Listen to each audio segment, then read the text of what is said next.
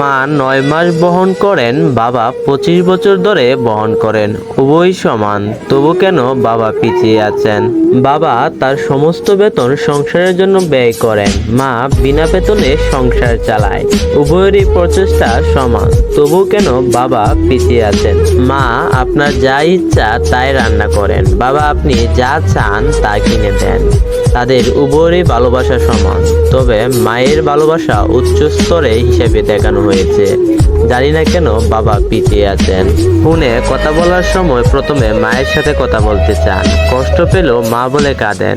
আপনার প্রয়োজন হলে আপনি বাবাকে মনে করবেন, কিন্তু বাবার কি কখনো খারাপ লাগেনি যে আপনি তাকে অন্য সময় মনে করেন না? ছেলে মেয়েদের কাছ থেকে ভালোবাসা পাওয়ার ক্ষেত্রে প্রয়োজনের জন্য বাবা কেন পিছিয়ে আছেন জানি না।